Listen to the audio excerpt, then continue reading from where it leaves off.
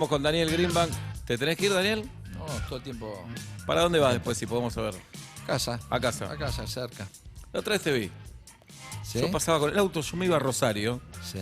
tenía función, y vos te bajabas de un remis. Con valija, venías de un viaje seguro. Ese es el dato que tal vez no te lo tenía que decir al aire y te lo estoy diciendo. ¿Sabés que siento que hay gente que me está espiando cuando vuelvo de viaje? ¿Ves? Ahí tenés. ¿Puede Ahí ser que tenés. vos salías no tomes Decilo, a mal y decilo. si es una intimidad? Decilo. ¿Puede ser que estuviera saliendo de casa? Bueno, te lo quería la contar. noche, perdón, Te lo quería contar. No te lo quería decir así, pero te lo dije. Bueno, tenemos una ruleta, nombres de artistas, saldrá un nombre y vas a tener que contestar. Fito está en la ruleta, aunque no salga vas a hablar de Fito porque estás trabajando con él, así que lo vamos a dejar para el final. Tal cual. ¿De acuerdo? Lanzamos la ruleta. Guns N' Roses, señoras y señores. Años 90. A ver, Sí. primero definición artística. En los años 90, con la formación, ya se había ido Izzy Stradlin, pero Axel y Slash eran. Axel, Slash, ese Guns N' Roses era la banda, una de las más grandes bandas de rock de todos los tiempos, Sí. sin lugar a dudas, para mí, por lo menos. Y se había generado, estamos hablando de tiempos que no existían las redes, dos mitos. Uno, que Axel había dicho que las botas con que pisara sí, el me suelo acuerdo argentino las iba a quemar. Qué pelotudez. No, pero Sí. es que los argentinos somos, como Nos nos creemos creemos el importantes. ombligo del mundo. Pensamos que toda la gente está hablando y pensando y pergeñando cosas contra Argentina. Nos creímos en una época que en la dictadura que había una campaña anti-argentina en el mundo. Sí. Nos creemos todo, bueno, porque Axel somos había- el ombligo del mundo, ¿no? Axel le había preguntado en realidad en qué país de Asia queda Argentina. Sí, claro. Eso era. Y la segunda, que quemaba banderas argentinas en los shows. Espectacular. Sí. Pero las dos cosas estaban absolutamente Instaladas, sí. instaladas. Y a su vez un fanatismo tremendo. Diciembre del 92, llegan y yo recagazo, porque se corría también el rumor que la 2 en la hinchada de Boca iba a ir a pegarle a los pibes de Guns N' Roses. Entonces el comisario, que estaba, yo hacía muchos recitales en obras en esa época, lo habían trasladado justo a la comisaría de la Boca. Y le digo, mira, como se corre esta bola, no quiero correr este riesgo, quiero aclarar primero que no quema bandera, que nada de zapatos. Me gustaría, si me podés conseguir una reunión con José Barrita, con el No. abuelo. Y me le dice, bueno, te la consigo. Eso ya habla de un país en ruinas. Un comisario te consigue la reunión con un barra brava. No, pero aparte para negociar que nos vayan a cagar a Encima trompadas a los eso. pibes en un recital. O A sea, los pibes todo- decimos el todo- público. El público. ¿Eh? Cuando decís los pibes, es el El público. público, los públicos. Sí. No, lo dije, los pibes para no entrar en los chicos. Ok, bien. Bien. Te juntás con José Barrita, el histórico jefe de la 12 que ya histórico, falleció. falleció. ¿A dónde te juntás? En un bar, al comisario digo, mira, vamos a dos hipótesis. Si encontrás algo ahora, se arma un quilombo de novela. O sea, ¿por qué de última hacer el allanamiento después? Si hay droga, era en esa época división de toxicomanía. Después vemos, pero en este momento es al pedo. Y es más, te digo, en estos momentos, en la cancha de River, tenés ya 15.000 personas adentro de la cancha, llego a suspender el recital y vos vas a ser responsable del quilombo. El tipo me dice, ¿cómo que diste puerta? Sí, di puerta. Y me dice, no puede ser, sí. Modula con el subcomisario del operativo. Subcomisario Medina, acá me dice el productor que dieron puerta y hay 15.000 personas adentro. Me dice, no, ¿qué 15.000? Hay como 40.000 y está mi hija, por lo cual levante el operativo rápido y Espectacular, déjese de joder. Espectacular. Ahí fue, tácate, Sí. y se movió Ah. todo rápido. ¿Y ese quilombo te gustaba también, esa adrenalina? No, esa no. me Esa gusta contarla con el tiempo. En el Claro. momento la pasás La pasás mal. La pasás mal y sabés que estás jugando con fuego. Todo eso era. Axel estaba en su suite. Recién vi las imágenes, me había olvidado. Él salió con una camiseta de la selección. No, Se la diste vos. no sabíamos cómo convencer que no había quemado bandera argentina. Y también hay una anécdota. Juez que falleció hace poco, Yervide, ese era en ese entonces el fiscal a cargo del allanamiento. Y le gustaban más las cámaras que... Sí. Entonces digo, bueno, si haces eso, para alargarla, el manager de Guns N' Roses dice, bueno, Como no encontraron nada de droga, y vos seas el jefe, y había estaban todos los medios habidos y por haber, te venís a conferencia de prensa para decir que no había nada. El tipo, con tal de salir en cámara, chocho. Entonces, conferencia de prensa con Axl Rose, oye, ríe. Este país es hermoso también. Este país es hermoso. Un país generoso. Vamos a sortear una cena con Greenback para que te cuente anécdotas, ¿eh? Ahí tenés un buen laburo, Daniel, ¿eh? Pensala esa. No, Pensala esa. cenando con Mirta. Cenando con Daniel. Bueno, Guns N' Roses, en primer lugar, sigue la ruleta. Madonna. Genia Madonna. Total. ¿Por qué? Total. Por todo, porque, mira, una muy sencilla para no hacerla larga, prueba de sonido de día. Dos te voy a contar de Madonna divertidas. Sí. Y de día, y habíamos salido a la venta y se había agotado todas las plateas rápidamente y los seguidores, los Super Troopers, estaban puestos en una ubicación específica. De día, detectar la luz es muy difícil. Se dio cuenta que estaba corrido 2 butacas, y no te miento, más de 2 butacas, el seguidor porque las habíamos vendido y las habíamos puesto en 2 butacas al lado. Dijo, esos seguidores está mal. Y no siguió ensayando hasta que no lo corriéramos. Segunda anécdota. Yo ya no estaba trabajando, sino que me habían comprado el No Compete. Llovía. ¿Qué es el No Compete? El No Compete es cuando vos en una empresa la vendés por un tiempo y no podés competirle a esa empresa. Y llovía. Y era viernes a la noche. Entonces Madonna, en ese entonces, había adherido al Kabbalah. Se hizo judía. Claro. Se había vuelto Al Shabbat. absolutamente, viajaba con un rabino, toda la historia. Y como yo tenía relación con ella, me proponen, che, ¿por qué no viernes a noche tenemos que cancelar? No, miento, era jueves a noche, tenemos que pasar viernes a la noche. ¿Por qué no tratás de convencerla? Porque viernes a noche ella no tocaba en esa época. Te viniste a ser Por judía. una cuestión de laburar, digo, no, yo... haciéndome con la cara de más pelotudo posible, le digo, es verdad que es viernes a la noche, pero vos vivís en Los Ángeles, hacé el cálculo que son 5 horas menos. Espectacular. Y todavía no tenía humor, me sentí un shot en el orto impresionante. Pero después vino el manager y le dijo, mira, el seguro de cancelación no cubre que por la lluvia, por claro. Kabbalah, no estuve ese viernes a la noche. La joda te sale 3 palos verdes. Y un poco ahí bajó. El amor por Moisés. ¿Y tocó el viernes anoche? Sí, tocó. Pero era un artista del carajo también. Artista del carajo del carajo en todo sentido, en lo que propuso, en lo que hizo artísticamente y en lo que generó, que hoy parece juego de niños, pero realmente en su momento se montó una infernal, rompió barreras, transgredió todo, del carajo. La ruleta con Greenback. Vamos, uno más. A ver qué sale. Mercedes Sosa. Porque hoy parece increíble asociar Daniel Greenback con Mercedes Sosa, pero fue una de tus primeras artistas, ¿o no? No primeras, pero cuando trabajaba con el rock nacional, trabajé en el 77, cuando viene la dictadura, estaba trabajando con ella desde el 76, no era el productor ni manager, sino que hacía shows, era muy amigo del hijo, que era el manager, y de la asistenta personal, que después fue secretaria personal mía, Olga Gatti.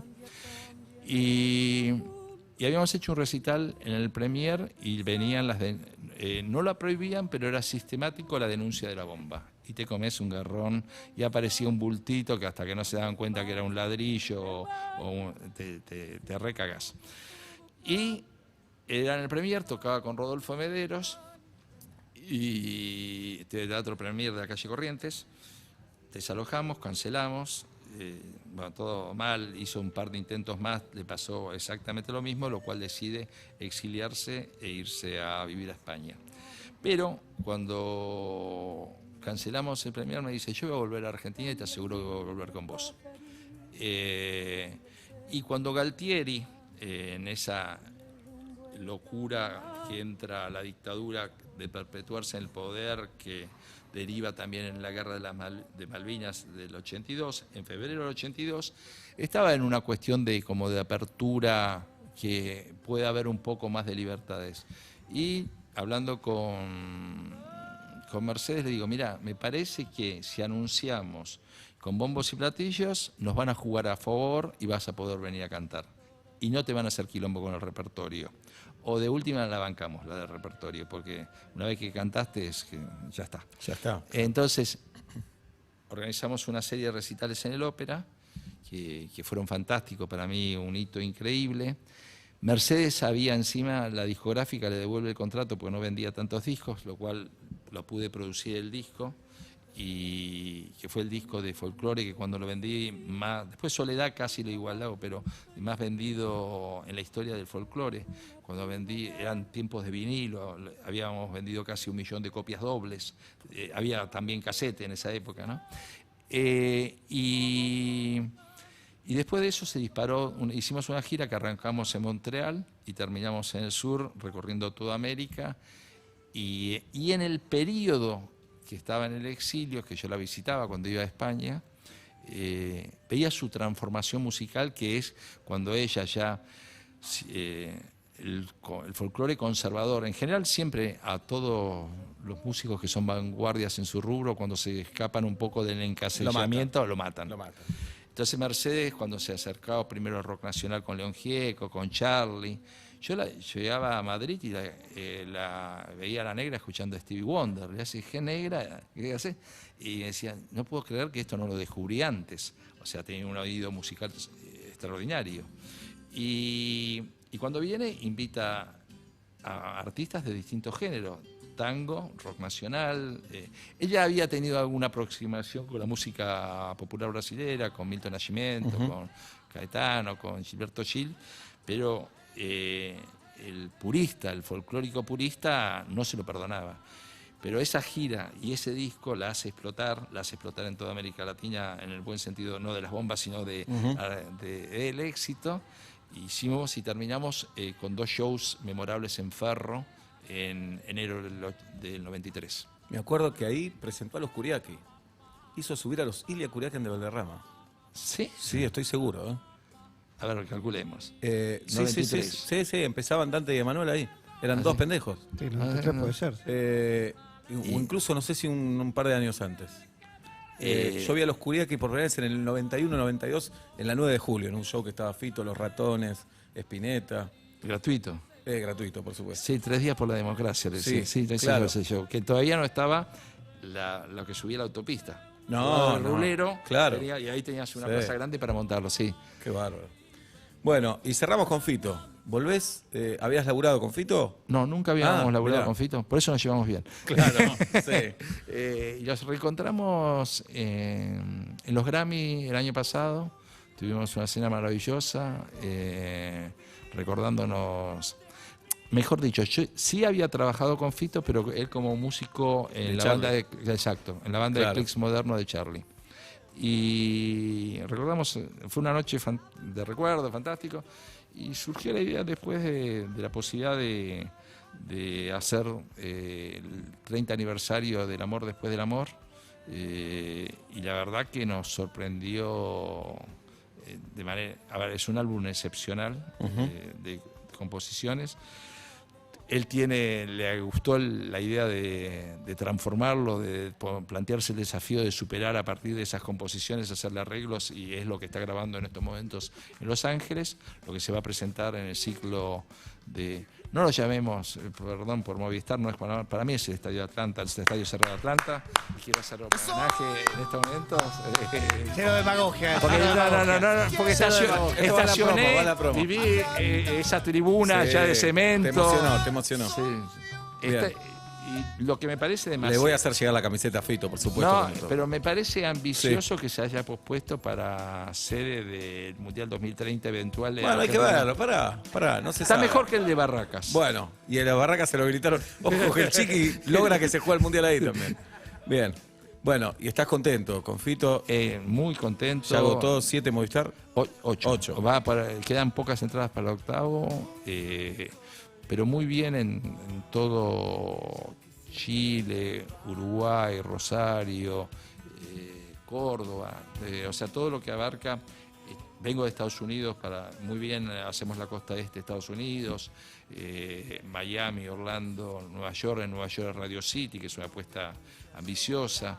Después hacemos Venezuela, para que digan que Chito tocó en Venezuela, es un comunista, no te das cuenta, fue a Nueva York a disimular, pero fue a Venezuela a buscar es un comunista. comunista. Sí, no me eso. sorprende que Greenbank lo produzca. Sí, estacionistas, comunistas, Ajá, todo eso. O sea, vamos a darle de comer a ese sector.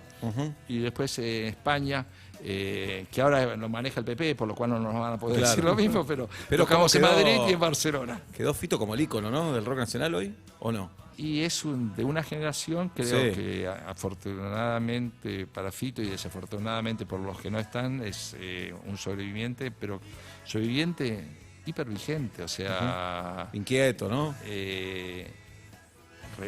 No para. Demasiado inquieto. No, demasiado. Sí. No, pero un monstruo en cuanto a. Este año había editado un triple álbum, o sea, y tiene. Pero uno solo con piano, uno con banda y uno con orquesta sinfónica. Es un creador tremendo. Y no para y está hipervigente. Y la verdad que se atrevió a hacer los 30 años de amor porque tiene el chiche que después lo va a hacer con otras versiones, pero no vive del pasado definitivamente, vive generando, creando y muy excitado, o sea, con la idea del nuevo show que se va a presentar, que debuta en la cancha de Atlanta. Muy bien. En el estadio cerrado de Atlanta. Daniel Greenbank, señoras y señores, ha pasado por vuelta y media. Vamos a ir a la rural entonces a ver la muestra de Banksy. Bien dicho. Hasta el 16 de octubre la podés ir a ver en la tiquetera de la rural, conseguís las entradas. Un placer que haya venido, Daniel. No, gracias por estar acá. Muy bien. Bien, estamos a mano. Los escucho. Bien. Es más, ayer me había invitado a Julieta a la muestra. Y le digo, te veo mañana en radio. Me sorprendí. Y me dijo, controla que Sebastián me mantenga, que me diga bien el horario, la temperatura. ¿Viste? Dice que dijiste 1 grado de menos. Me mandó un WhatsApp, pero bueno, hago lo que puedo. Gracias, Daniel. Gracias a ustedes. Hasta la próxima. Recién